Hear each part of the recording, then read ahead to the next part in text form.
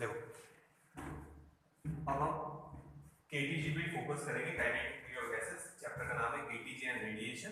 तो पहले हम लोग केटीजी ले रहे हैं। इसके पहले वाले वीडियो में मैंने आप लोगों को बताया था स्पेसिफिक हीट के बारे में। तो solids and liquid only have one specific heat at that two at constant volume. Gases have two specific heat, one at constant volume, another at constant pressure, and Cp is greater than Cv. Molar specific heat और principal specific heat बताया था, उनका relation हो गया था Mayer's relation. अब हम वापस से लेंगे। तो अब हम चैप्टर की शुरुआत कर रहे हैं। यहाँ से आपको जो नोट्स डालूंगा उसमें सब मिल जाएगा। उसके पहले वाला जो स्पेसिफिक हीट वगैरह का कॉन्सेप्ट है वो बेसिक है, केमिस्ट्री में हुआ होगा आप लोगों का, पर आप लोगों ने वो एक बार नोट डाउन कर लेना है। तो अब चैप्टर शुरू होगा, समझो। अब पहले लेंगे हम लोग गैस के laws. They are called gas laws. 3 laws है। पहला, ठीक है, सब में एक लाइन कॉमन रहेगी। For given mass of gas, 3 statement लेने वाले हैं, अलग अलग कंडीशन। गैस लॉ लेंगे, कितने लेने वाले हैं गैस लॉज? 3 गैस लॉज लेंगे, सब में ये लाइन कॉमन रहेंगी। For a given mass of gas, यानी मास सब में क्या कंसीडर करना है? कांस्टेंट। तो पहले हम लोग लेंगे बॉयल्स लॉ। ये आप लोगों का हुआ ही होगा बेटा, बॉयल्स लॉ केमिस्ट्री में शायद 11 पे हुआ होगा या 9 10 में भी देखा नहीं है मैंने, हुआ ही होगा, पर हम लोग ले रहे हैं, पहले ले रहे हैं बॉयल्स लॉ। ये line common, for a given mass of a gas, यानी शुरुआत 3 लॉज लेने वाले हैं। गैस लॉ हम लोग 3 लॉज लेंगे, सब में पहली लाइन ये रहेगी, for a given mass of a gas, यानी mass constant. For given mass of a gas at constant temperature, यहां टेम्परेचर भी कांस्टेंट ले रहे हैं, टेम्परेचर भी ले रहे कांस्टेंट। तो मास तो है ही कांस्टेंट, साथ में टेम्परेचर भी कांस्टेंट ले रहे। Pressure is inversely proportional to volume. याद रखो, और ये स्टेटमेंट भी हो गया और इक्वेशन भी हो गया। तो अब कंडीशन बता था, ये है समझो गैस सिलेंडर के अंदर, ये पिस्टन है और वो फ्रिक्शनलेस पिस्टन है, यानी फ्रिक्शन नहीं होगा। एयर टाइट है, यानी इसमें से गैस लीक नहीं हो सकती। फ्रिक्शनलेस है, एयर टाइट है, तो ये पिस्टन या तो ये ऊपर मूव कर सकते हैं हम लोग, या इसको पिस्टन को नीचे मूव कर सकते हैं, ठीक है। और इसके अंदर है गैस।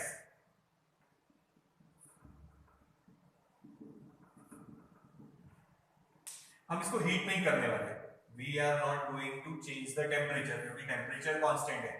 हम इसको या तो प्रेस करेंगे, प्रेस करेंगे तो क्या होगा, देखो, प्रेस करेंगे तो ये पिस्टन नीचे आ जाएगा, ये पिस्टन यहां आ गया, तो नीचे की तरफ लिया है, नीचे प्रेस किया है, तो प्रेशर हम लोगों ने क्या किया है, इंक्रीज, दबा रहे उस गैस को, हम लोग गैस को प्रेस कर रहे हैं, तो प्रेशर इंक्रीज हुआ है। ध्यान दो, पहले वॉल्यूम ज्यादा था, अब वॉल्यूम कम, तो वॉल्यूम क्या हुआ है, डिक्रीज। देखो, इनवर्स वेरिएशन।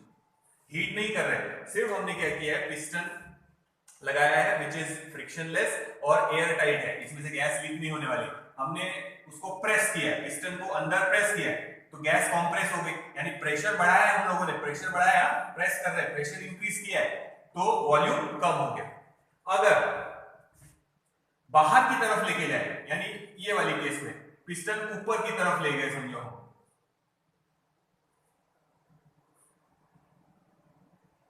ये यहां था, तो हम उसको ऊपर की तरफ ले गए, तो हम प्रेशर कम कर रहे हैं गैस का, प्रेशर डिक्रीज हुआ। तो देखो, वॉल्यूम पहले यहां तक ही था, अब पूरा यहां तक आ जाएगा, इसको भी हटा देंगे समझो, तो अब ये नई पोजीशन है, तो गैस यहां तक आ गई, यानी वॉल्यूम क्या हुआ है, इंक्रीज। देखो, इनवर्स वेरिएशन। तो याद रखो, अगर प्रेशर इंक्रीज किया है, मतलब कंप्रेस किया, प्रेशर इंक्रीज किया है, तो वॉल्यूम डिक्रीज, रिलीज कर दो प्रेशर, बाहर की तरफ पुल किया उसको, प्रेशर डिक्रीज किया है, तो वॉल्यूम क्या हो गया, इंक्रीज। कौन सा वेरिएशन हो गया, देखो, इनवर्स वेरिएशन। तो यहां हीट सप्लाई नहीं कर रहे, टेम्परेचर कांस्टेंट है, ठीक है। तो यहां हम लोग हीट नहीं कर रहे, एक केस बना देता लगे तो ध्यान दो वापस, ये सिलेंडर, ये पिस्टन है,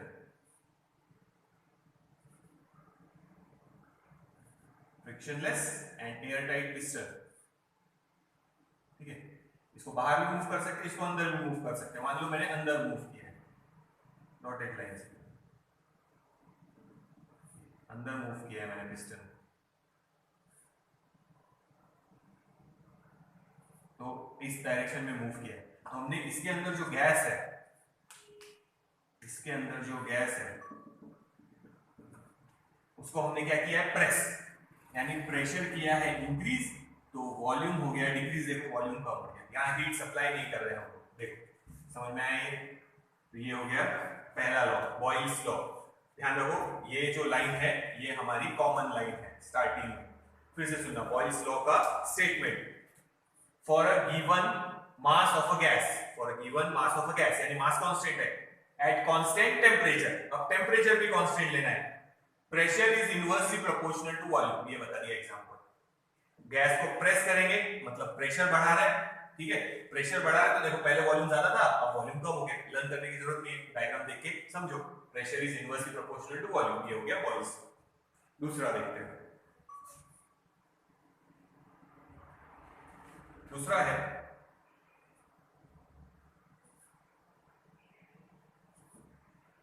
चार्ल्स लॉ। चार्ल्स लॉ, फिर से वही line, for a given mass of a gas at constant pressure. अब हम pressure constant, sorry volume constant लेने वाले हैं, प्रेशर कांस्टेंट लेंगे, वॉल्यूम, प्रेशर इज कांस्टेंट। तीन लॉज है तो हम तीन वेरिएबल ले रहे हैं, प्रेशर, वॉल्यूम, टेम्परेचर। पहले इन दोनों का रिलेशन था तो हमने टेम्परेचर कांस्टेंट रखा है। अब हम प्रेशर कांस्टेंट बोल रहे हैं तो हम इन दोनों का रिलेशन लेंगे, तो वो है चार्ल्स लॉ। फिर से अब स्टेटमेंट सुनना एक बार, ठीक है, गड़बड़ नहीं करना, डायग्राम बताऊंगा कैसे हीट करेंगे वहां पे। For a given mass of a gas, given mass of a gas यानी mass constant, at constant pressure यानी प्रेशर भी कांस्टेंट लेना है, volume is directly proportional to temperature, volume is directly proportional to temperature. देखो अब इधर बताना,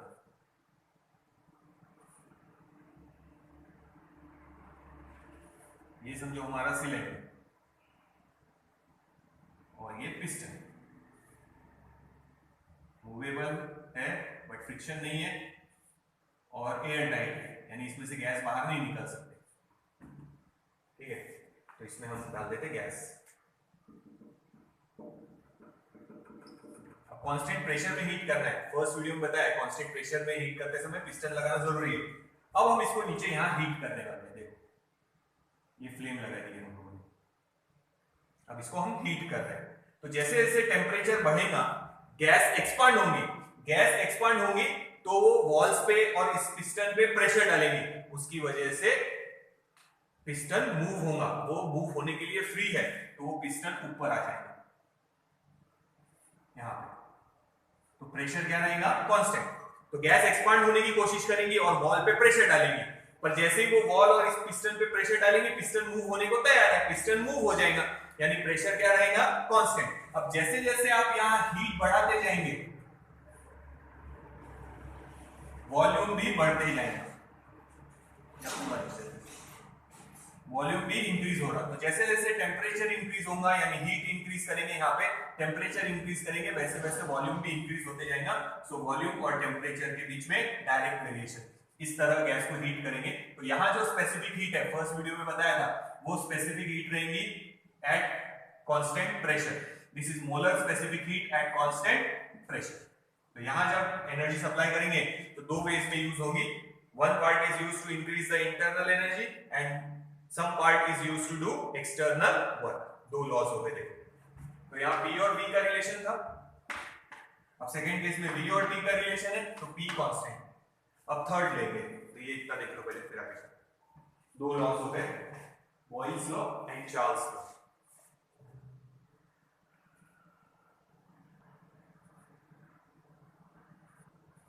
ठीक है, समझ में आ गया।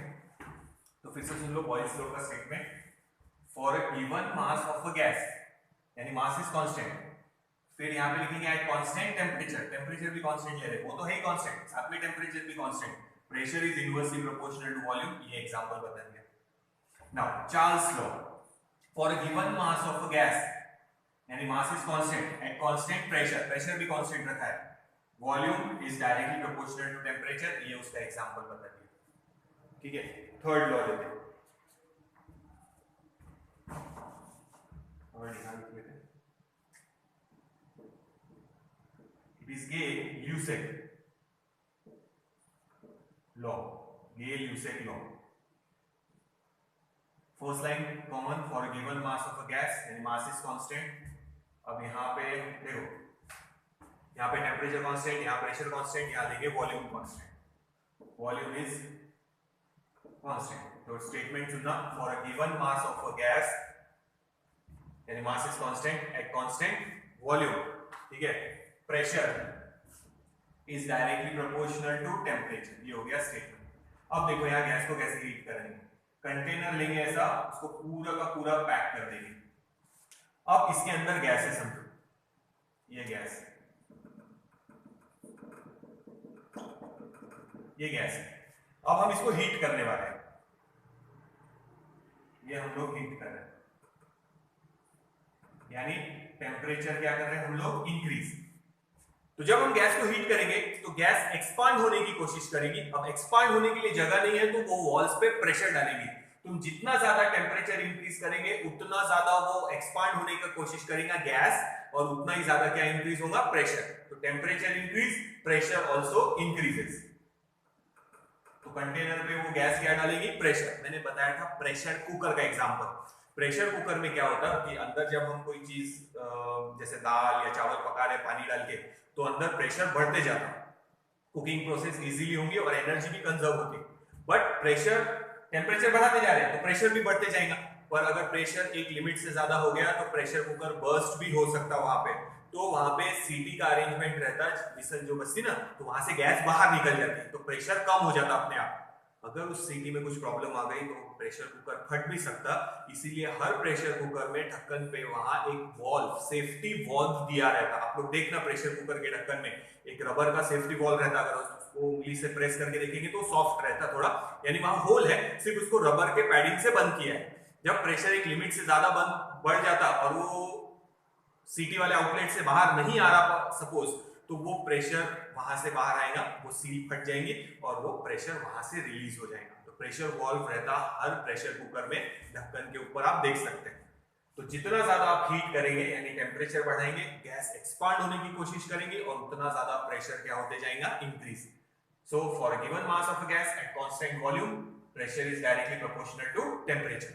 यहां जितना भी तुम हीट सप्लाई करेंगे वो पूरा का पूरा यूज होंगी to increase the internal energy, मतलब टू इंक्रीज द टेम्परेचर। ये बताया इसके पहले वाले वीडियो में। तो यहाँ जो स्पेसिफिक हीट रहेंगी वो रहेगी specific heat at constant volume, और यहाँ जो एनर्जी सप्लाई होंगी सपोज वो रहेंगी, याद है ना formula, M C V D T, और यहाँ पे भी लिख लेते लगे तो M C P D T, D T is change in temperature, या डेल्टा टी में लिख सकते हैं। तो ये Boyle's law, Charles law, Gay-Lussac law, तीनों को कंबाइन कर लेंगे तो देखते क्या बनता है। पहले नोट डाउन कर लो फिर आगे चलते। तो इन तीनों को कंबाइन करेंगे तो आइडियल गैस इक्वेशन बनेगी। फिर से देखो स्टेटमेंट एक बार बता देता। पहला है बॉयल्स लॉ, ये लाइन तीनों में common, for a given mass of a gas, यानी मास कांस्टेंट है एट कांस्टेंट टेम्परेचर, यहाँ टेम्परेचर भी कांस्टेंट ले रहे हैं, देखो हीट करने के लिए कुछ भी नहीं लगाया है, pressure is inversely proportional to volume. Charles law, for a given mass of a gas, यानी mass is constant at constant pressure, volume is directly proportional to temperature. ये देखो कंडीशन बता दी, for a given mass of a gas at constant volume, pressure is directly proportional to temperature. ये condition बता दिया कि gas को कैसे हीट करने वाले। यहां ज्यादा एनर्जी देनी पड़ेगी क्योंकि एनर्जी डिवाइड हो रही to do external work and to increase the internal energy, जबकि यहां जो एनर्जी देंगे पूरी की पूरी यूज होंगी to increase the internal energy. ठीक है, ये इसके पहले वाले वीडियो में बता दिया था मैंने। मेयर्स रिलेशन में वो काम आएंगे। तो गैस को दो तरीके से हीट कर सकते हैं, यहाँ तो हीट कर ही नहीं रहे, एक है एट कांस्टेंट प्रेशर, एक है एट कांस्टेंट वॉल्यूम। तो यहाँ जो स्पेसिफिक हीट गिनेंगे गैस की वो है प्रिंसिपल स्पेसिफिक, ओ सॉरी ये गलत हो गया, ये क्यू था ना, energy supply MCP DT, energy supply MCB DT, तो वो सीपी लिखा था तो मैंने वही कंटिन्यू कर दिया उसको। तो ये एनर्जी सप्लाई जो करेंगे यहाँ पे उसका इक्वेशन है, जैसे यहाँ लिखा देखिए, और CP is greater than CB, याद रखना। देखो आगे चलते, तो ये अभी काम का नहीं है, फिर हटा देते। तीन लॉस देख लो, ये थोड़ा सा देखना, सीपी लिख दिया था गलती से, यहाँ पे क्यू चाहिए, ये सीपी यहाँ है M C D T. So energy supplied is directly proportional to mass, energy supplied is directly proportional to changing temperature, proportional की साइन हटाया था तो कांस्टेंट डाला था सीपी। तो ये हटा देने के बाद लॉस देख लो,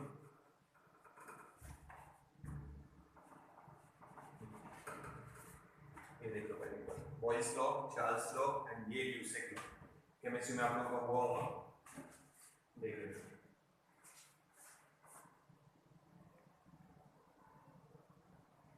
अब देखो तीनों को कंबाइन करेंगे, Boyle's law, Charles law and ये ल्यूसेक लॉ, तो ये बन जाएगा PV is directly proportional to T।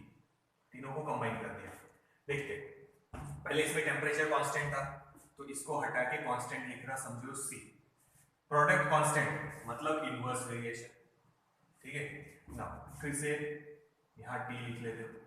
Second case में प्रेशर कांस्टेंट है, तो प्रेशर हटा दो, V is directly proportional to T, V is directly proportional to T। Constant लिख सकते हैं, प्रोपोर्शनल की साइन है मत लिखो एक बार, तो यहाँ P लिख दिया वापस से।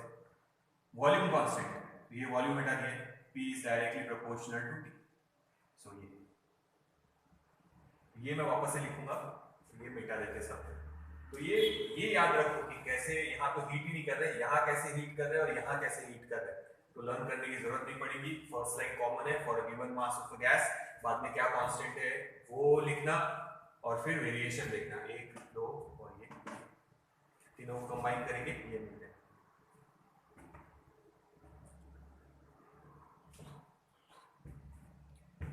बेटा साथ साथ में करते जाओ, क्योंकि ये लॉकडाउन का कुछ सही नहीं है, कब तक खत्म होगा कब नहीं होगा। अपने जैसे जैसे चैप्टर होते जा रहे हैं, फिर से बोल रहा है डिफिकल्टी कुछ रहे तो आप लोग कॉल कर सकते हैं, टाइमिंग भी बताया है, व्हाट्सएप नंबर है, डिफिकल्टी रही तो वो भी सेंड कर सकते हैं। कॉम्पिटिटिव का वेक्टर्स के डिफिकल्टी बहुत सारे लोगों ने सेंड ही नहीं किए थे, अब फिर से एक बार मैं डालूंगा ग्रुप में, तो हम वो भी अब शुरू करेंगे डिफिकल्टीज लेना भी, चैप्टर तो हो ही चुके हैं, ठीक है। इसको मिटा रहे हैं, यहाँ से फिर शुरू करेंगे। तो तीनों लॉज एक बार देख लो, केमिस्ट्री में हुई है, केमिस्ट्री वाला ही पोर्शन है समझो।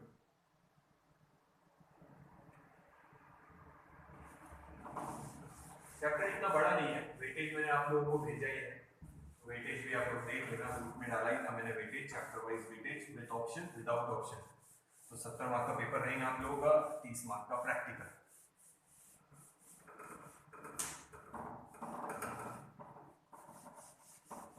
एक बार लॉस देख लो तीनों,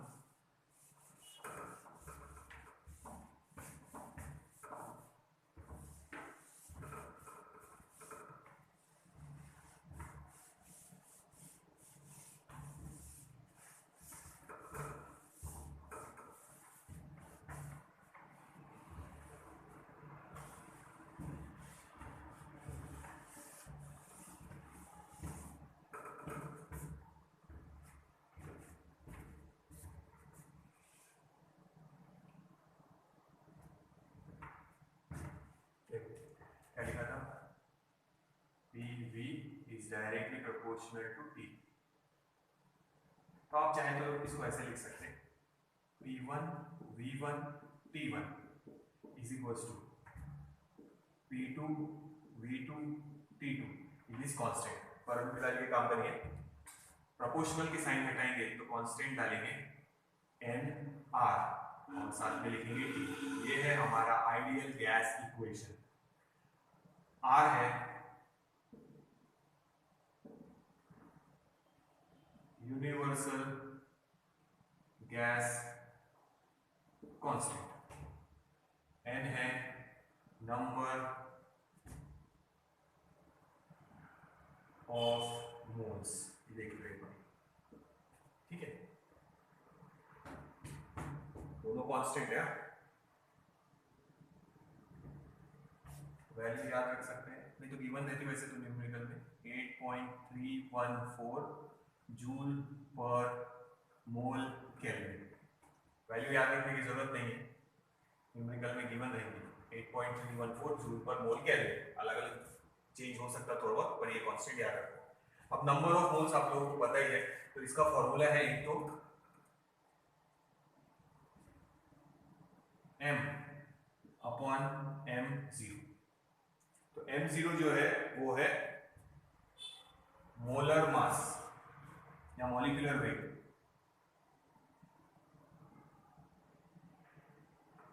और कैपिटल M मतलब मास ऑफ द गैस। एक जैसे एग्जांपल बताता, समझो ऑक्सीजन,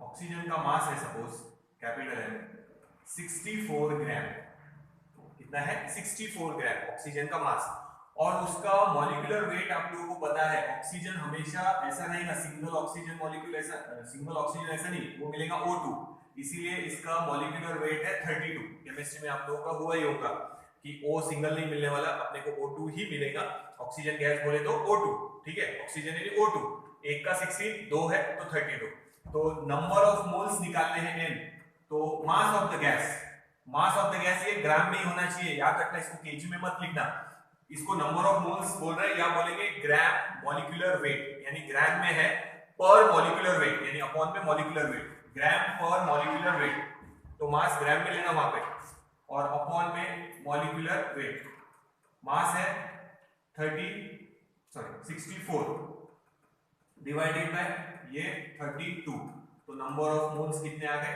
2, तो ऐसे वो निकालना पड़ेगा टाइम, देख लो एक बार।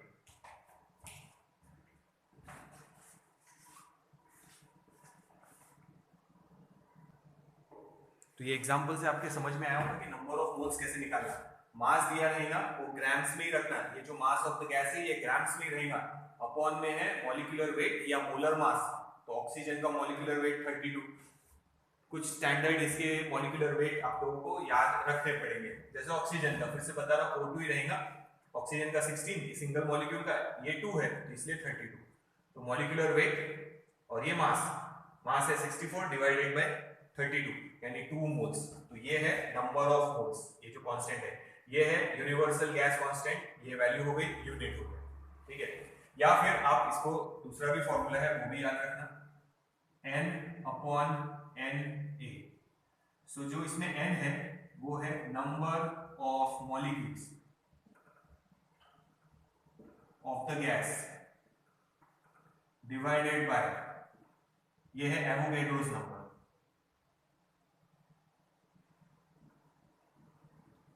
ये तुम लोगों का केमिस्ट्री में हुआ होगा बेटा, एवोगैड्रोस नंबर, उसकी वैल्यू ये मिटा देते एग्जांपल, समझ में आया ना कि ये n की वैल्यू न्यूमेरिकल में अगर निकालनी पड़ी तो कैसे निकालेंगे, mass of the gas upon molar mass या मॉलिक्यूलर वेट भी बोल सकते हैं, तो ये मॉलिक्यूलर वेट ऑक्सीजन का जैसे एग्जांपल लिया 32, उसका मास है गैस का 64, तो ये फॉर्मूले में डाल के आंसर निकाला, या ये भी फॉर्मूला चलता n upon Na, where n is number of molecules of the gas और Na मतलब एवोगैड्रोस नंबर, वो तो एवोगैड्रोस नंबर भी लर्न करने की जरूरत नहीं है, केमिस्ट्री में शायद हुआ ही आप लोगों का, वो भी वैल्यू गिवन रहेगी, तो n का ये भी फॉर्मूला चलता, n का ये भी फॉर्मूला चलता, सो Na is equals to 6.022 into 10 raised to power 23, it is molecules per mole, एक मोल में कितने मॉलिक्यूल्स है ये हो जाएगा, तो ये number of molecules of the gas और ये एवोगैड्रोस नंबर, देखिए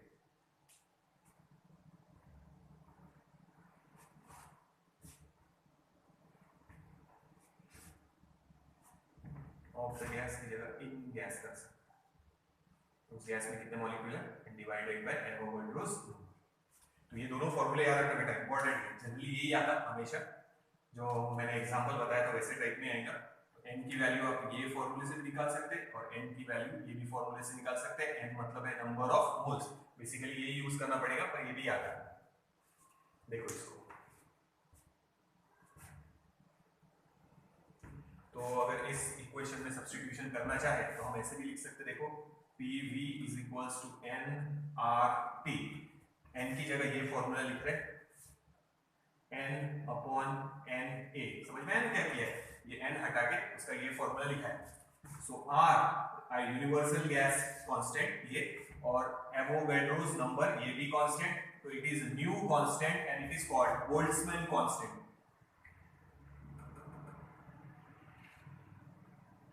दो कांस्टेंट की जगह एक नया कांस्टेंट लिख रहे हैं, बोल्ट्जमैन कांस्टेंट। ठीक है, तो ये इक्वेशन ऐसे भी लिख सकते हैं, PV is equals to n KB Boltzmann constant, R upon NA की जगह नया constant Boltzmann constant into T। तो ये भी फॉर्मूला याद रखना, न्यूमेरिकल में क्या गिवन है उसके हिसाब से फॉर्मूला यूज करेंगे। तो ये दो फॉर्मूले इंपॉर्टेंट है हमारे लिए, ये और दोनों देख लो। यहाँ लिखना चाहे तो मॉलिक्यूल्स पर मोल, एवोगैड्रोस नंबर। तो ये ध्यान रखना, n मतलब नंबर ऑफ मोल्स। कैसे निकाल सकते हैं, जनरली यही काम आएगा हमारे, पर ये भी फॉर्मूला याद रखना। इस फॉर्मूले को यहाँ चेंज करेंगे तो ये जो R है यूनिवर्सल गैस कांस्टेंट, और ये Avogadro's number, constant constant, constant upon constant is new constant, it is called Boltzmann constant. तो ये PV is equals to n, वैसे ही रखा, R अपॉन NA की जगह KB इनटू T, ये नया इक्वेशन। तो ये दोनों इक्वेशन याद रखिए और देख लो एक बार, फिर आगे चलते हैं।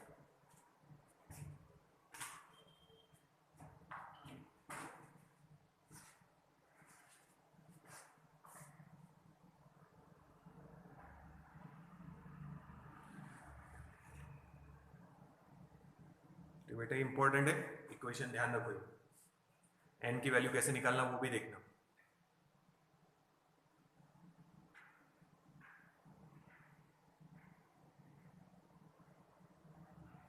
ठीक है, तो ये बेटा है। अब ले लेते हैं मोयर्स रिलेशन, तो वो आप लोगों ने एक बार पिछले इसमें लिया था, वो भी देख लेना, उसमें ये इक्वेशन काम आएगा। अब केमिस्ट्री में हुआ था, मैं वहीं पे भी पूरा अच्छे से ले ही सकता था, फिर भी एक बार शॉर्ट में सामने था ये इक्वेशन तो समझा लिया था। अब लेते आगे, ये मिटाई देते हैं।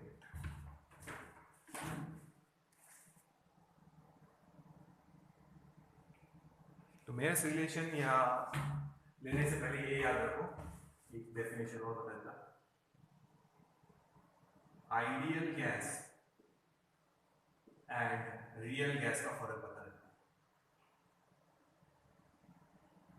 तो जो आइडियल गैस है, it obeys the equation, ideal gas equation, PV is equals to nRT at all pressure and temperature.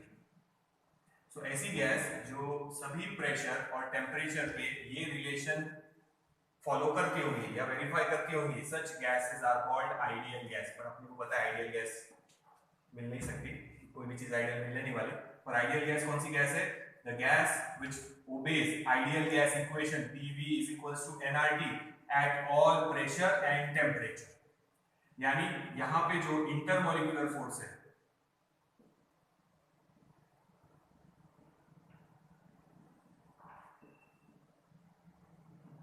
they are negligible या we can say zero। ये याद रखो, what are ideal gases? किसी ने पूछा तो लिखना ideal gases are the gases that obeys ideal gas equation at all pressure and temperature। सभी प्रेशर और टेम्परेचर, कुछ भी प्रेशर रहो कुछ भी टेम्परेचर रहो, सभी प्रेशर और टेम्परेचर की वैल्यूज के लिए ये वेरीफाई होता हुआ equation, such gases are called ideal gas. And gas मतलब पहले भी बताया था, cohesive force are strong in liquid, strong in solid, weak in liquid and negligible in gases। तो intermolecular forces are negligible, यानी उनके बीच में कोई intermolecular force नहीं है दो मॉलिक्यूल्स के बीच में। अब रियल गैस देखते हैं, ये हमने देखा ideal gas, real gas. Real gas obeys this equation at low pressure. Low pressure मतलब देखो सुना, लो प्रेशर क्यों बोल रहे हैं? अगर हम गैस को कंप्रेस करेंगे, देखो वॉल्यूम ज्यादा था, हमने कंप्रेस किया तो मॉलिक्यूल पास पास में आ जाएंगे। अगर पास पास में आ गए मॉलिक्यूल तो इंटरमॉलिक्यूलर फोर्स एक्ट होना शुरू हो जाएगा। अगर आप गैस को एक लिमिट से ज्यादा कंप्रेस कर दे तो वो लिक्विड में कन्वर्ट हो जाता है। गैस को एक लिमिट से ज्यादा कंप्रेस कर दे तो वो लिक्विड में कन्वर्ट हो जाता है। जैसे हमारे घर में जो सिलेंडर आता है एलपीजी, लिक्विड पेट्रोलियम गैस, यानी उसमें जो गैस है वो प्रेशर से डालते हैं तो वहां वो लिक्विड में कन्वर्ट हो जाती है। फिर जब हम नॉब ओपन करते गैस का तो वहां प्रेशर रिलीज होने की वजह से वो लिक्विड वापस गैस में कन्वर्ट हो जाता और हमारे बर्नर तक आ जाता। ठीक है, तो ये याद रखो। रियल गैस, आइडियल गैस समझ गया? रियल गैस जो हमारे सराउंडिंग में हम लोग यूज करते वो कौन से गैसेस है? Real gases. They obey this equation at low pressure. Low pressure मतलब देखो सुनना, अगर हम कंप्रेस करें, हम प्रेशर बढ़ा रहे तो ये प्रेशर हाई हो गया। हाई हो गया तो मॉलिक्यूल एक दूसरे के पास में आ जाएंगे, पास में आ गए तो इंटरमॉलिक्यूलर फोर्स इंक्रीज हो जाएगा। तो अगर प्रेशर कम करेंगे यानी दूर रखेंगे पिस्टन को, ऐसी केस देखो, अगर पिस्टन यहां है एक केस में और सेकेंड केस में गैस के लिए पिस्टन यहां है, तो यहां गैस को हमने कंप्रेस कर दिया, मॉलिक्यूल कंप्रेस हो गए, एक दूसरे के आसपास में आ गए, यानी इंटरमॉलिक्यूलर फोर्स जो नेग्लिजिबल था वो इंक्रीज हो गया। मतलब ये रिलेशन फॉलो नहीं हुआ। ठीक है, अगर हम पिस्टन को ऊपर कर दें, वॉल्यूम इंक्रीज किया यानी हमने प्रेशर लो रखा है, लो प्रेशर रखा है यहां पे, तो मॉलिक्यूल सब दूर दूर है यानी इंटरमॉलिक्यूलर फोर्स नेग्लिजिबल, तो ये रिलेशन वेरीफाई हो जाएगा। तो ये कंडीशन में फॉलो नहीं होगा, ये कंडीशन में फॉलो होगा। तो रियल गैस वो गैस है जो हम जनरली देखते हैं, ऑक्सीजन, हाइड्रोजन, नाइट्रोजन, उनको हम रियल गैस बोल सकते हैं। They obey this equation at low pressure and high temperature. Temperature high होना चाहिए और प्रेशर लो होना चाहिए। हाई टेम्परेचर की वजह से मॉलिक्यूल एक दूसरे से दूर जाएंगे, मॉलिक्यूल एक दूसरे से दूर है मतलब इंटरमॉलिक्यूलर फोर्सेस नेग्लिजिबल। तो इन दोनों केसेस का रिलेशन इससे ही है, ये इससे कि इंटरमॉलिक्यूलर फोर्स क्या होनी चाहिए? नेग्लिजिबल। मॉलिक्यूल अगर दूर दूर है यानी प्रेशर लो तो intermolecular force negligible. High temperature है, मॉलिक्यूल एक दूसरे से और दूर जाएंगे, एक्सपांशन होगा ना गैस का, हाई टेम्परेचर, फिर से वही इंटरमॉलिक्यूलर फोर्स नेग्लिजिबल। तो टेम्परेचर लिक्विफिकेशन, जैसे हम मैंने बताया ना, आप गैस को कूल करके लिक्विफाई भी कर सकते हैं, तो लिक्विफिकेशन टेम्परेचर से ज्यादा होना चाहिए। टेम्परेचर हाई होना चाहिए और प्रेशर लो होना चाहिए।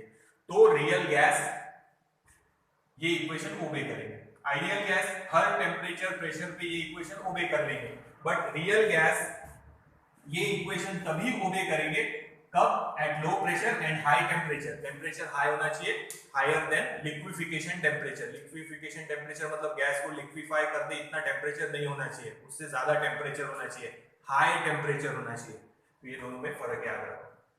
So what are ideal gas? Ideal gas are the gas that obeys this equation, ideal gas equation at all pressure and temperature. Real gas will obey this equation at low pressure and high temperature. The temperature should be higher than its liquefaction temperature. तो यहाँ पे ideal gas में intermolecular forces are negligible. अगर real gas ये दोनों condition satisfy करती है तो वहां पे भी इंटरमॉलिक्यूलर फोर्स नेग्लिजिबल हो जाएंगे, मतलब वो ये इक्वेशन फॉलो कर सकेंगे। Real gas, ideal gas. देखिए तो ये दोनों में फर्क याद रखना। What is the difference between real ideal gas and real gas आया, तो ये जो मैंने बताया वो उतना लिखना है खाली आप लोगों को। अब ले लेंगे लेयर्स रिलेशन।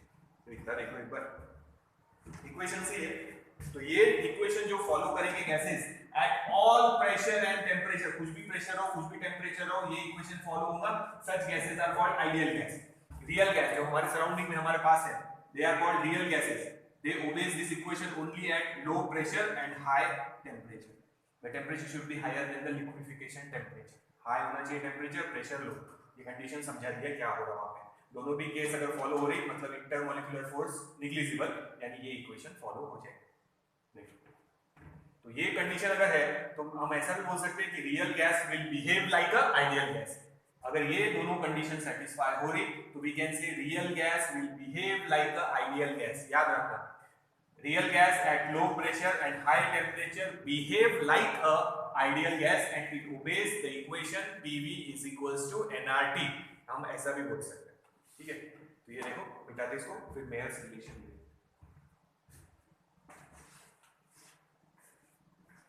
तो ये कंपैरिजन है आइडियल गैस और रियल गैस का। तो अब देखो, उससे पहले यहाँ थोड़ा सा नोट में लिख ले रहे हैं फिर से। Gases have two specific heat, तो हम ले रहे हैं molar specific heat at constant pressure और एक एट कांस्टेंट वॉल्यूम। ये कैपिटल C से डिनोट करते, याद रखना। और एक रहती प्रिंसिपल स्पेसिफिक हीट, इनको कैपिटल C से डिनोट करते हैं और इनको स्मॉल c से डिनोट करते हैं। पर थोड़ा सा कंफ्यूजन हो जाएगा, कैपिटल C कौन सा, स्मॉल c कौन सा, इसीलिए हम प्रिंसिपल स्पेसिफिक हीट को S से भी डिनोट कर सकते हैं। स्पेसिफिक हीट के लिए S, ठीक है। तो ये मोलर स्पेसिफिक हीट हम लोग C से डिनोट करेंगे, प्रिंसिपल स्पेसिफिक हीट S से डिनोट करेंगे फिलहाल के लिए। और उनका रिलेशन भी बता देता, वो भी देख लो। This is molar specific heat at constant pressure, molar specific heat at constant volume. Principal specific heat at constant pressure, principal specific heat at constant volume. दोनों में फर्क एक बार फिर से बता देता। एनर्जी सप्लाइड mCV dt, या C लिखते एक बार generalize. So C is equals to Q upon m dt। तो इसके लिए यूनिट लिखते हैं हम लोग जूल। अब m की जगह ये मोलर स्पेसिफिक हीट है, तो हम यहां लिखेंगे मोल और टेम्परेचर का केल्विन या डिग्री सेल्सियस। जबकि यहां हम यूनिट लिखेंगे एनर्जी का जूल और मास का लिखेंगे kg। यहां मोल लेंगे, यहां मास kg में लेंगे और यहां लिखेंगे dt। बस दोनों में यही फर्क है। तो इसके लिए अगर डेफिनेशन लिखना है तो it is molar specific heat is the energy required to raise the temperature of 1 mole of a gas, 1 mole of the gas, word use करेंगे 1 mole of gas at constant, sorry 1 mole of gas by 1 degree Celsius at constant pressure या at constant volume. अब यहां अगर लिखेंगे तो लिखेंगे principal specific heat is the amount of heat required to raise the temperature of unit mass, यानी kg, 1 मोल की जगह यूनिट मास या 1 kg gas through 1 degree Celsius at constant pressure या एट कांस्टेंट वॉल्यूम। तो सिर्फ यहां हम मोल लेंगे तो वो बन जाएगा मोलर स्पेसिफिक हीट, और अगर हम यहां मास लेंगे kg तो बन जाएगा वो प्रिंसिपल स्पेसिफिक हीट। इतना ही फर्क था। और ये रिलेशन याद रखो, Cp is equals to molecular weight या molar mass into Sp, Cv is equals to ये Sv। तो ये molar specific heat at constant pressure, principal specific heat at constant pressure का रिलेशन। ये कांस्टेंट प्रेशर है, ये molar specific heat at constant volume, ये principal specific heat at constant volume, दोनों का रिलेशन। ये थोड़ा सा याद रखना, फर्स्ट वीडियो में लिया ही तो देख लेते हैं। इसको कैपिटल C से, इसको स्मॉल c से जनरली डिनोट करते हैं, पर अभी फिलहाल कंफ्यूजन नहीं हो इसलिए S से डिनोट कर रहे हैं, तो वो देख लेना एक बार। यूनिट में फर्क पड़ेगा, यहाँ kg लिख रहे हैं इसके लिए, यहाँ मोल लिखेंगे, बस उतना ही फर्क है। तो देखो, हीट करने के गैस को 2 तरीके, पहला है एट कांस्टेंट वॉल्यूम, यानी मैंने बताया था ऐसे हीट करेंगे गैस को। ये कंटेनर पूरी तरह पैक है और अब हम इसको हीट करेंगे।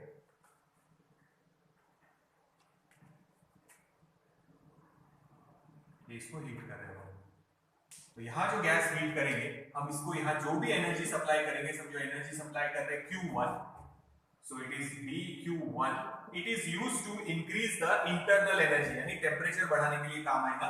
और यहां वॉल्यूम कांस्टेंट है तो हम यहां लिखेंगे mCV dt।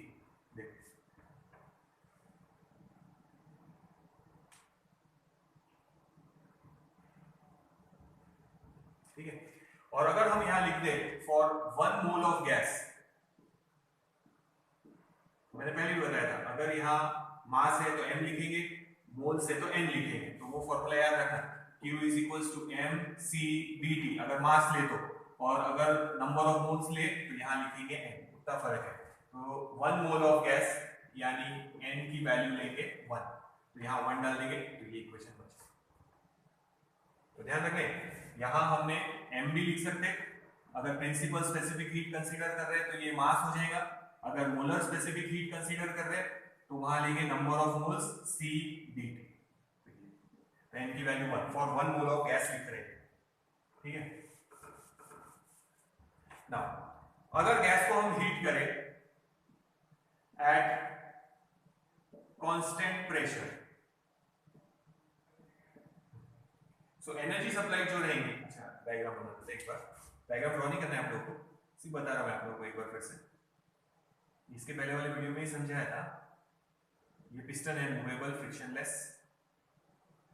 तो ये इसके अंदर गैस है। अब आप इसको हीट करेंगे तो मैं यहां जो एनर्जी सप्लाई करूंगा वो दो पार्ट में डिवाइड होंगी। One will be use to increase the internal energy and remaining will appear as work done. इसको पिस्टन को ऊपर मूव करने में यूज हो जाएंगे। तो ये एनर्जी है समझो dq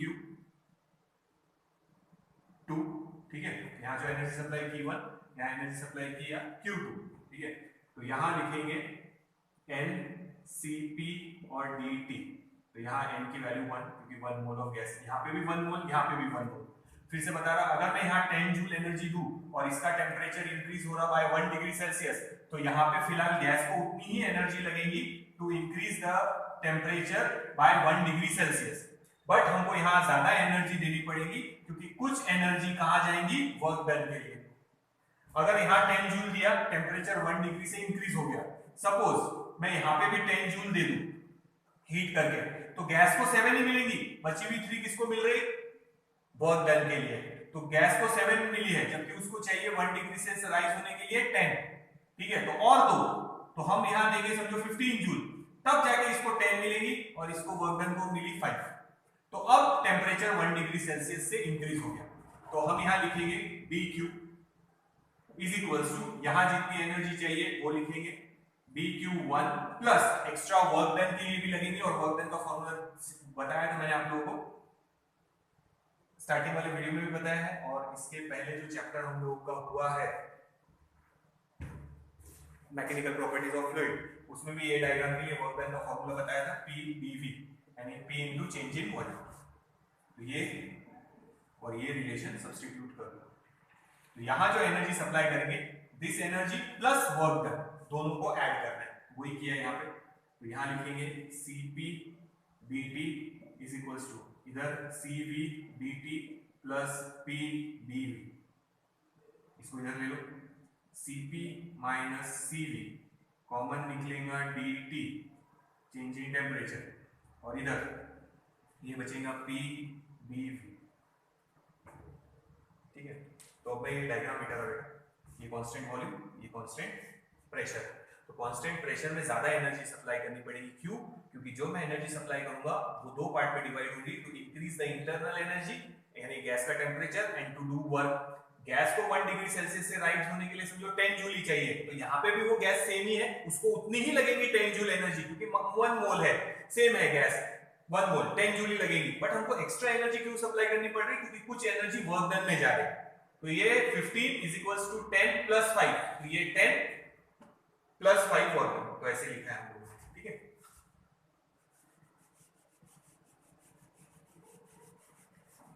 अब ideal gas equation for 1 mole of gas लिखेंगे, तो हम लिखेंगे ऐसा, PV is equals to nRT। तो यहाँ V की जगह हम लोग कर रहे हैं dV, और यहाँ T की जगह कर रहे हैं, T की जगह कर रहे हैं dt। PV is equals to nRT, यहाँ dV कर दिया तो यहाँ dt कर दिया, बस उतना ही चेंज किया है, ठीक है।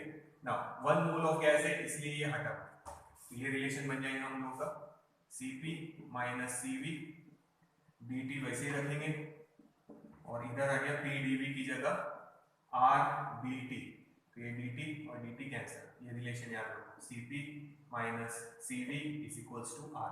This is Mayer's relation. ये molar specific heat at constant pressure, molar specific heat at constant volume, उन दोनों का relation Cp minus Cv is equals to R। ये है हमारा यूनिवर्सल गैस कांस्टेंट। तो यहीं तक करना है। इसके बाद जो मैं नोट बताऊंगा वो फिल इन द ब्लैंक के लिए या कॉम्पिटिटिव के लिए आप लोगों ने याद रखना है। तो यहां तक देख लो पहले, फिर आगे चलते हैं। ये पहले भी बता चुका हूं मैं, पर फिर से बता दिया क्योंकि इक्वेशन हुआ नहीं था, तो वो इक्वेशन ले ली। For 1 mole of gas n की वैल्यू 1 डाल रहे हैं हम लोग, ठीक है। देख लो फिर आगे चलते हैं।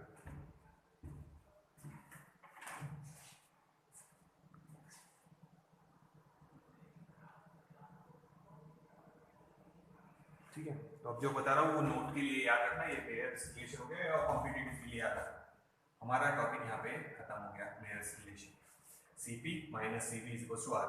This is molar specific heat, molar specific heat at constant pressure, molar specific heat at constant volume. Cp is greater than Cv, तब ये वैल्यू पॉजिटिव है।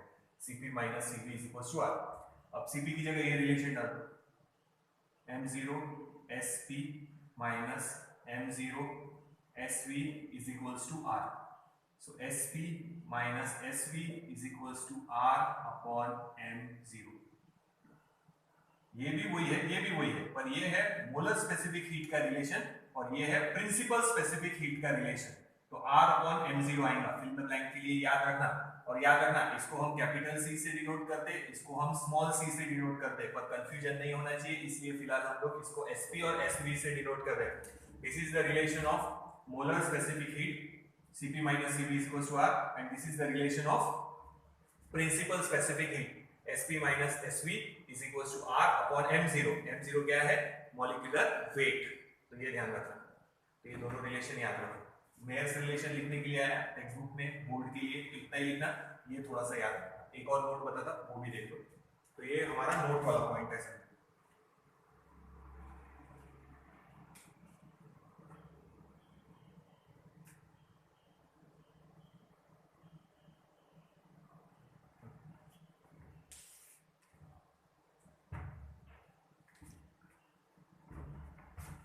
ये बता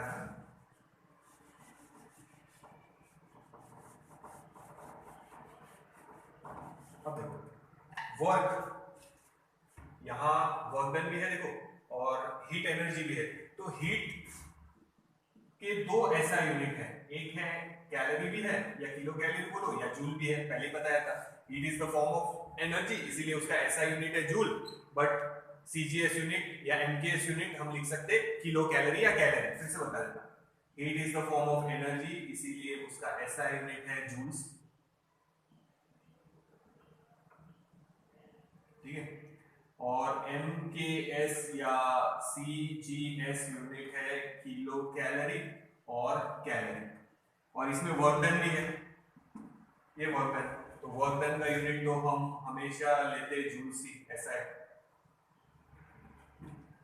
तो मान लो वर्क डन जूल में दिया है,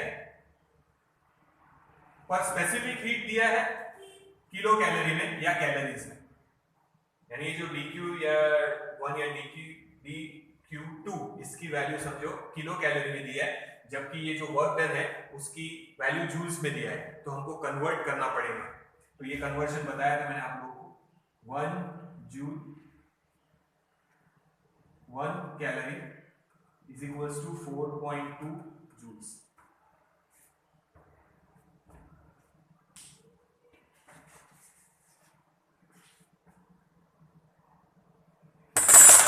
सॉरी, ठीक है। तो ये याद रखना, 1 कैलोरी इज इक्वल्स टू 4.2 या 4.184, ऐसा रिलेशन है, जो दिया है वो लेना। तो ये कैलोरी से जूल से या जूल से कैलोरी में कन्वर्ट कर सकते हैं। तो इसका रिलेशन दिया रहता कैपिटल जे जैसा ही, लंबा जे रहेगा थोड़ा सा। It is called mechanical equivalent, it is 4.2 joule per calorie. तो ये कन्वर्शन के काम आएगा, ठीक है।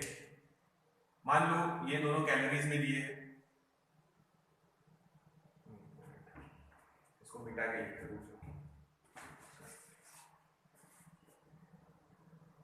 तो देखो यहीं पे लिखने की कोशिश करते हैं, उसको मिटाते हैं क्योंकि इक्वेशन फिर भी हट जाएंगे।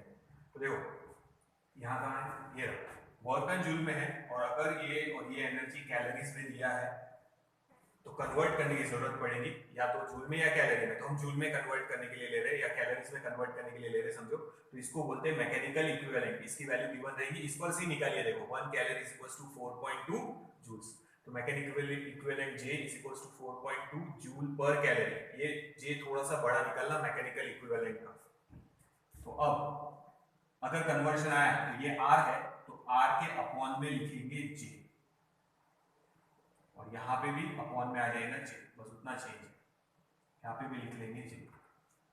तो अगर कन्वर्ट करने का काम गिरा तो ये भी रिलेशन है Cp minus Cv equals to R कब यूज करेंगे, जब सभी का यूनिट सेम है, बट यहाँ वर्क डन ले रहे हैं हम लोग जूल में और इन दोनों को ले रहे हैं कैलोरीज में, तो कन्वर्शन करना पड़ेगा, तो डिवाइडेड बाय करेंगे J, ठीक है। Cp minus Cv will be equal to R upon J, और Sp minus Sv is equals to R upon m0 into J। J is the mechanical equivalent, ये वैल्यू गिवन रहेगी, 4.18 भी हो सकती है या 4.2 भी हो सकती है, जो दी रही वो लेना। तो इट इज मैकेनिकल इक्विवेलेंट, जिससे हम जूल से कैलोरीज में या कैलोरीज से जूल में कन्वर्ट कर सकते हैं। तो फिलहाल हम J से डिवाइड करेंगे, याद रखना, ठीक है। तो मान लो ये जूल्स में है, डिवाइडेड बाय J कर रहे हैं, मतलब वो हो गया joule divided by calorie, joule joule cancel, तो पूरा कैलोरीज में आ जाएगा। तो J से डिवाइड कर रहे हैं हम लोग, चाहे तो आप यहाँ पे देखो, ये काइंड है जूल्स में वर्क डन, यहाँ बता देते देखो PdV इज इक्वल्स टू, ये है जूल्स में, हम इससे डिवाइड कर रहे हैं समझो ये यूनिट से, तो जूल अपॉन कैलोरी, तो जूल जूल कैंसिल, ये आंसर क्या बन जाएगा कैलोरीज में। तो ये दोनों कैलोरीज में, तो इसको भी हमने कैलोरीज में कन्वर्ट कर दिया। तो अब यहाँ डिवाइडेड बाय J, यहाँ डिवाइडेड बाय J, यहाँ डिवाइडेड बाय J, यहाँ डिवाइडेड बाय J, यहाँ divided by J, dt dt cancel, यहाँ डिवाइडेड बाय J बचा। तो इसे मैंने मिटाया नहीं, पर ठीक है, इतना चेंज करने की जरूरत नहीं है, ये फिल इन द ब्लैंक के लिए याद रखना है, R अपॉन J, और ये R अपॉन J वैसे है, और m0 कैसे आया, तो इसको बोलते हैं मैकेनिकल इक्विवेलेंट ऑफ हीट।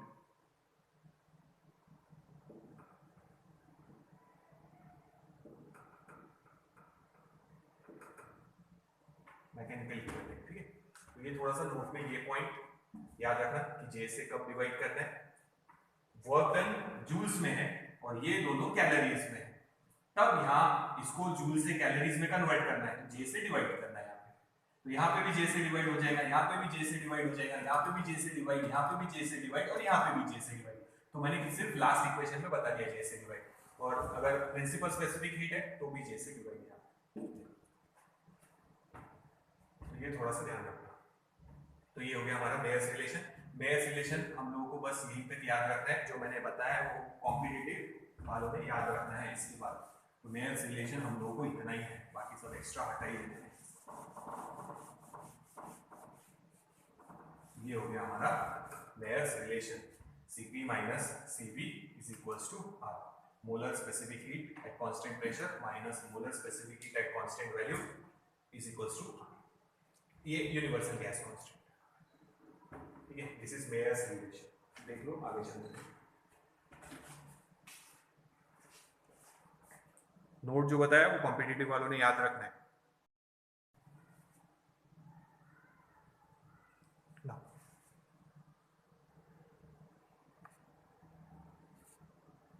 अब देखो आगे कंटिन्यू करें, अब हम लेंगे वीक फ्री पाथ। समझना क्या होगा,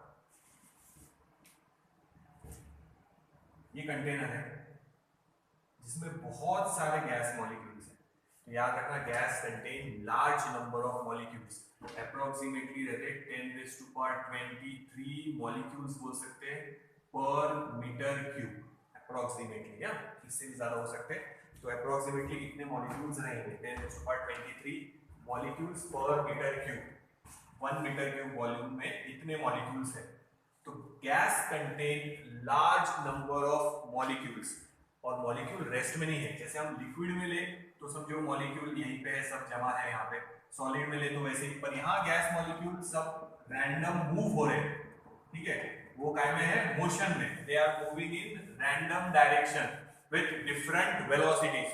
गैस में जो भी मॉलिक्यूल है, फिर से बता रहा, गैस मॉलिक्यूल एक दूसरे से बाउंडेड नहीं है, उनके बीच में जो इंटरमॉलिक्यूलर फोर्स है वो निग्लिजिबल है। तो सॉलिड में वो कोहेसिव फोर्स स्ट्रॉन्ग है, लिक्विड में है पर वीक है, बट गैसेस में वो निग्लिजिबल है, और हम यहाँ निग्लेक्ट ही कर देंगे कि उनके बीच में कोई फोर्स नहीं है। तो एक मॉलिक्यूल दूसरे मॉलिक्यूल से बाउंडेड नहीं है और वो मूव हो रहे हैं। तो याद रखना आइडियल केस में गैस में पोटेंशियल एनर्जी हम कंसीडर करेंगे 0, और काइनेटिक एनर्जी है उसमें, it is not equal to 0, it is because of motion of the molecules. तो मॉलिक्यूल्स लार्ज नंबर है and they are moving in different direction with different velocities. तो imagine करो कि हम कंटेनर इमेजिन करो एक, उसके अंदर बहुत सारे मॉलिक्यूल्स है और वो रैंडम डायरेक्शन में मूव हो रहे हैं। ये मॉलिक्यूल ये डायरेक्शन में जा रहा, सपोज स्पीड है 10 मीटर पर सेकेंड। ये मॉलिक्यूल ये डायरेक्शन में जा रहा, सपोज स्पीड है 5 मीटर पर सेकेंड। ये मॉलिक्यूल ये डायरेक्शन में जा रहा, अलग स्पीड। ये मॉलिक्यूल ये इधर, ये इधर, ये इधर, ये इधर और ये इधर, सब रैंडम। जितने भी मॉलिक्यूल है सब रैंडम डायरेक्शन में जा रहे हैं। There are large number of molecules. Gas contain large number of molecules. All the molecules are in motion. ठीक है, काइनेटिक एनर्जी हर एक के पास, कोई रेस्ट में नहीं है, बट हर एक के पास अलग अलग वेलोसिटी है और रैंडम डायरेक्शन में मूव हो रहे हैं। That motion is called Brownian motion.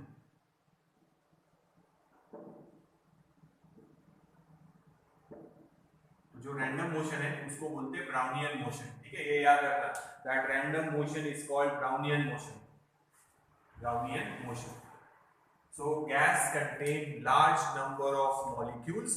These molecules are always in motion. They are moving in different direction with different velocities. This motion is called Brownian motion, या हम इसको बोल सकते हैं molecular chaos. Chaos सब भगदड़ है, सब भाग रहे इधर उधर, कोई रुका हुआ नहीं है, सब इधर उधर भाग रहे। Molecular chaos, chaos भी बोल सकते हैं उसको, molecular chaos, या साइंटिस्ट के नाम पे है Brownian motion. तो all the molecules are moving in different direction with different velocities. अब हम उसमें से एक मॉलिक्यूल कंसीडर करेंगे।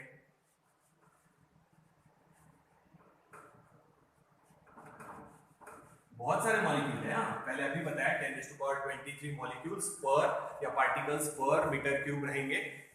All the molecules are moving in different direction with different velocities. This motion is called Brownian motion or it is also known as molecular chaos. Chaos का meaning समझ में था, ये इंग्लिश में जैसे भगदड़, सब इधर उधर भाग रहे हैं, सब मॉलिक्यूल इधर उधर मूव हो रहे हैं, कोई रेस्ट में नहीं है। तो all the molecules are in motion, random motion. Brownian motion की जगह हम random motion भी बोल सकते हैं।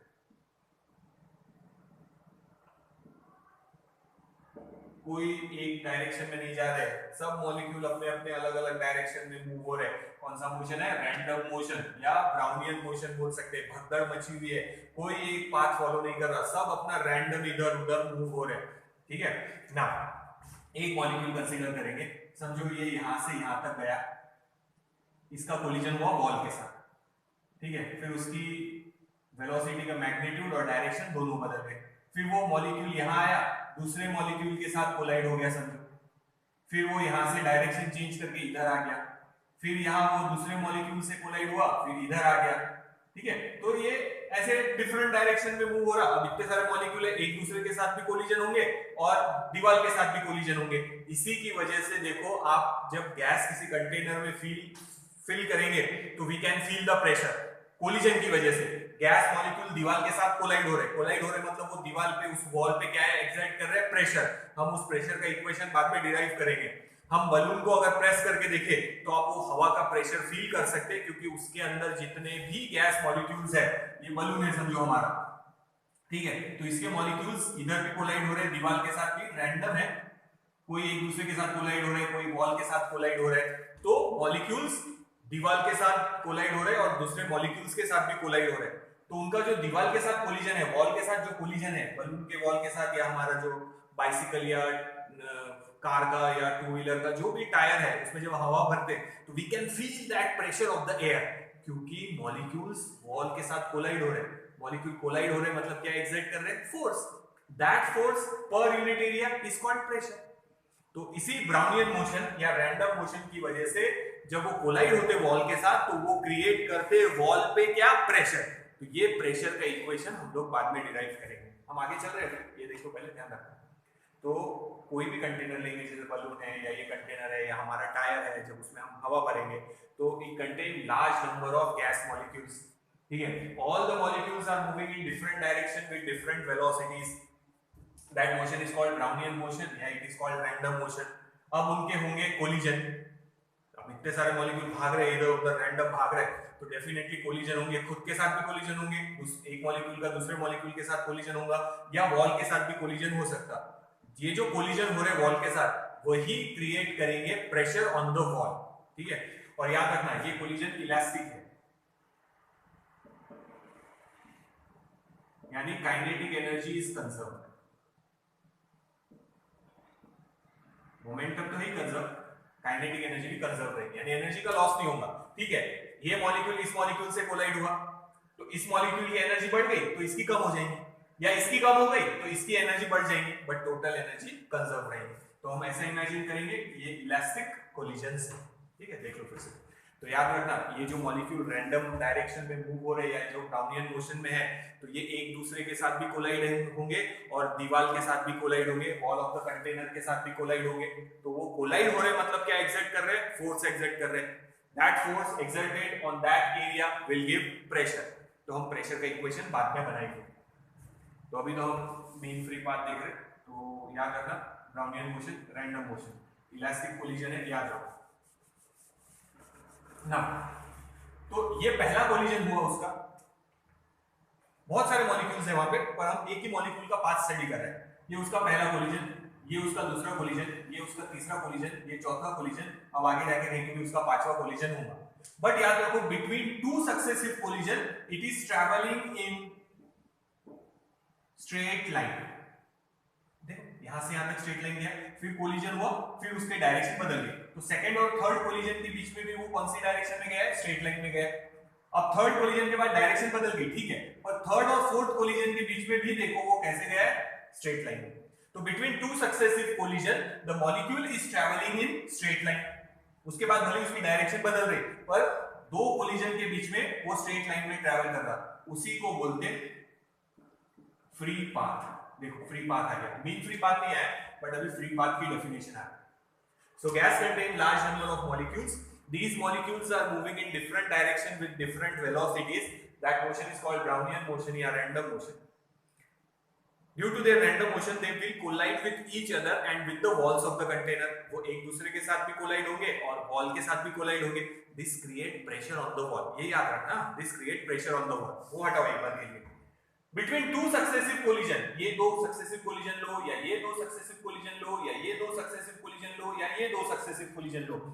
Between two successive collision यानी पहला दूसरा या दूसरा तीसरा दो collision के बीच में वो straight line में travel कर रहा with constant velocity. वहाँ direction नहीं बदल रही, magnitude भी same रहेगा, direction भी same. Collision के बाद magnitude और direction दोनों बदल जाएंगे. But now it is moving in straight line with constant velocity. Velocity word use कर रहे हैं क्योंकि magnitude भी same, direction भी same. कोलिजन के बाद मैग्नीट्यूड और डायरेक्शन दोनों बदल जाएंगे, बट दो सक्सेसिव कोलिजन के बीच में molecule is travelling in straight line with constant velocity. This path is called free path. उसको बोलते हैं फ्री पाथ. नाउ उसको लैम्डा से डिनोट करते हैं. तो ये पाथ है लैम्डा 1, ये है लैम्डा 2, ये है लैम्डा 3, ये है लैम्डा 4. यहां से यहां तक, यहां से यहां तक, यहां से यहां तक, यहां से यहां तक. तो इन सब का मीन ले लेते हैं. सो lambda 1 plus lambda 2 plus lambda 3 plus lambda 4 divided by n. कितने कोलिजन हो रहे, इसी को बोलेंगे फ्री पाथ का मीन ले लिया हमने, तो बन गया mean free path. The mean of all this free path for that molecule will give mean free path. ठीक है, तो ये फॉर्मूला तो हम नहीं लिखेंगे. अच्छा यहाँ 4 है तो यहाँ 4 से डिवाइड कर रहे हैं. देखो उसका फॉर्मूला लिखेंगे, पर ये याद रखो एक बार के लिए. तो ये तो गिनना मुश्किल है, तो उसका बेसिक फॉर्मूला बता रहा हूं, वो ध्यान रखना, पर ये याद रखो.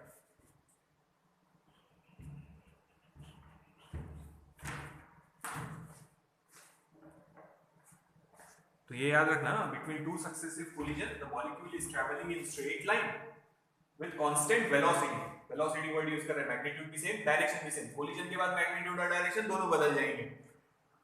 But between two successive collision, ये ले लो या ये ले लो, it is traveling in straight line with constant velocity. That path is called free path. उन सभी free path का mean ले लेंगे, तो it becomes mean free path.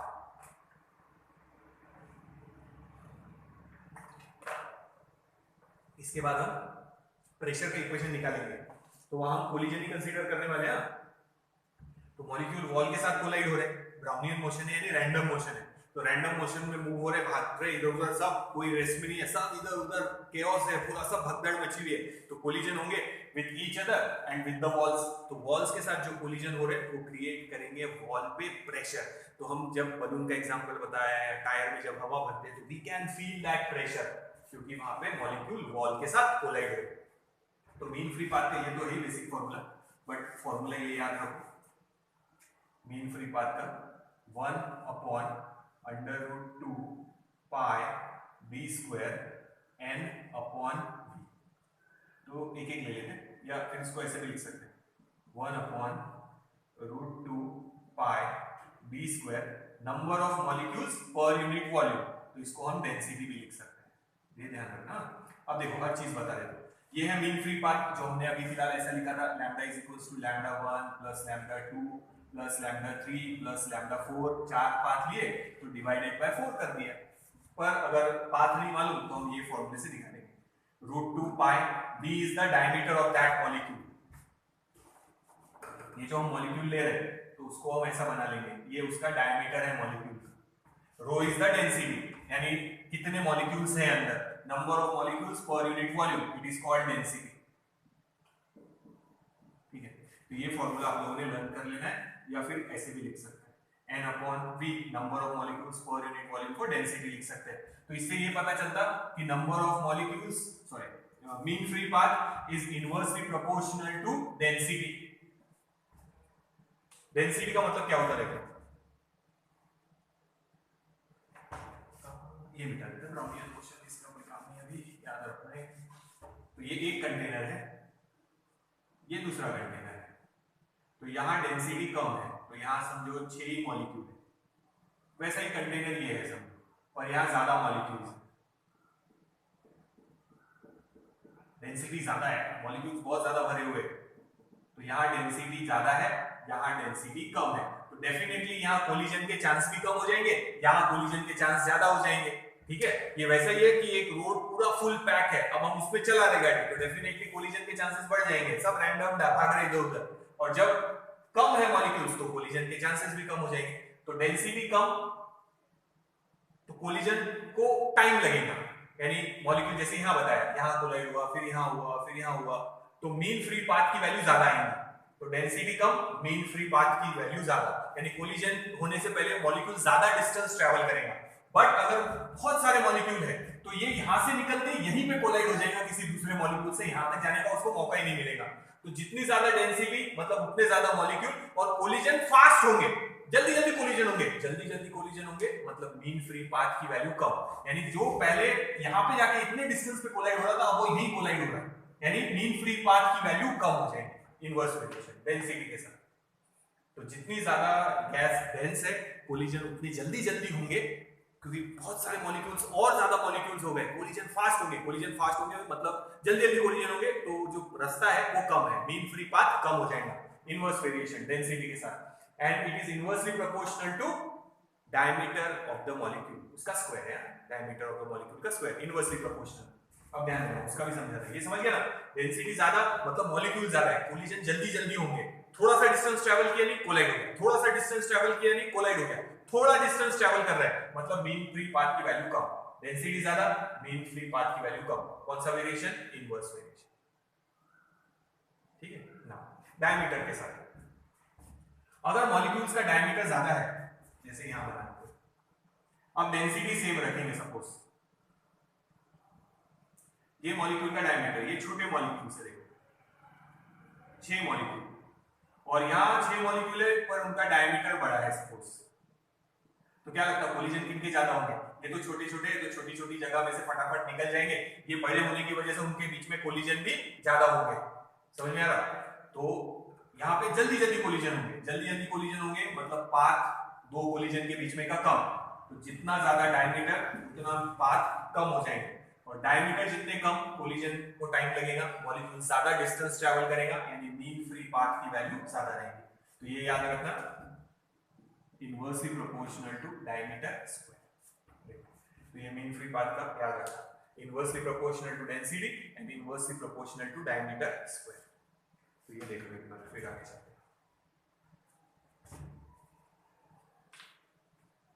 तो ये मीन फ्री पाथ हो गया हमारा, देखो